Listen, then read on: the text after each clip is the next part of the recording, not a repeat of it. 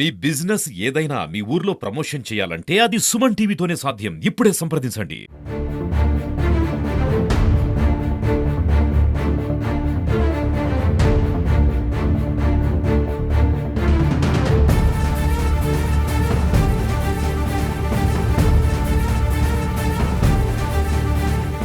తిరుపతిలో తల్లి కూతుర్ల కిడ్నాప్ కలకలం రేపుతోంది. తిరుపతి కొర్లగుంటకి చెందినటువంటి అజీం స్థానికంగా ఒక జిమ్లో ట్రైనర్గా ఉంటున్నారు. అయితే జిమ్కి వచ్చేటువంటి మహిళల్ని ట్రాప్ చేసేటువంటి పనిగా పెట్టుకున్నటువంటి అజీంకు అదే జిమ్లోనే ఒక మహిళ పరిచయం అయింది. ఆ పరిచయం కాస్త ఇల్లీగల్ అఫైర్గా మారినట్టయితే తెలుస్తోంది.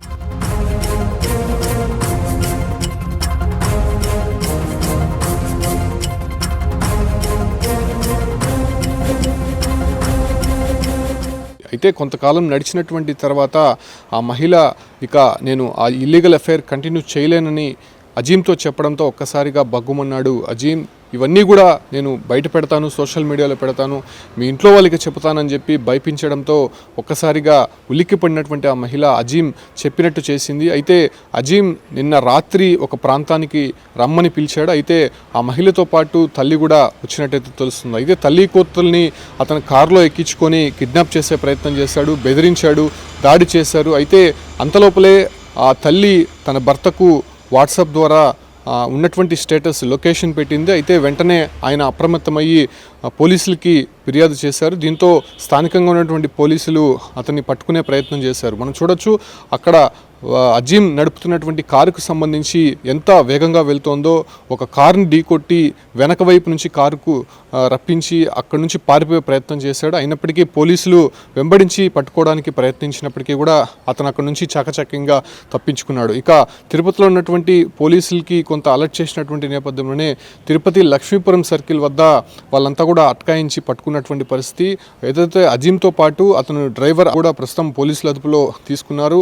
అజీం ఫోన్ కూడా చెక్ చేసే ప్రయత్నం చేస్తున్నారు. ఒక మహిళ కాదు, అనేక మంది మహిళలతో ఇల్లీగల్ అఫైర్ కంటిన్యూ చేస్తూనే ఆ మహిళల్ని బెదిరించడం, సో ఆ రకంగా క్యాష్ చేసుకోవడం, లేకపోతే లొంగ తీసుకునే ప్రయత్నం అయితే అజీం చేస్తున్నట్టు పోలీసులు విచారణలో తెలుస్తోంది. అయితే ఇంకా విచారిస్తున్నారు కాబట్టి ఒక మహిళతోనే కాకుండా ఇంకా ఎంతమందితో ఎఫ్ఐఆర్ నడుస్తున్నారు, ఎంతమంది బాధితులు ఉన్నారు దానిపైన కూడా ఇంకా పోలీస్ ఇన్వెస్టిగేషన్ అయితే కంటిన్యూ అవుతుంది. అయితే నిన్న పోలీసులు సకాలంలో స్పందించడంతో ఇద్దరు సేఫ్గా బయటపడ్డారని చెప్పుకోవచ్చు. అజీం చెప్పినటువంటి విధంగా, అజీం బెదిరించినటువంటి విధంగా ఆ ఒక్క తల్లి కూతుర్లు భయపడుతూ ఆ ప్రాంతానికి వచ్చారు. ఆ ప్రాంతానికి రాగానే ఒక్కసారిగా కారులో ఎక్కించుకొని కిడ్నాప్ చేసి ఒక ప్రాంతానికి తరలించే ప్రయత్నం చేశాడు. దీంతో ఆ మహిళ అలర్ట్ అయ్యి భర్తకి చెప్పడంతో, భర్త పోలీసులకు చెప్పడంతో ఈ తతంగం అంతా దాదాపు ఒక 2 గంటల సేపు నడిచిందని చెప్పుకోవచ్చు.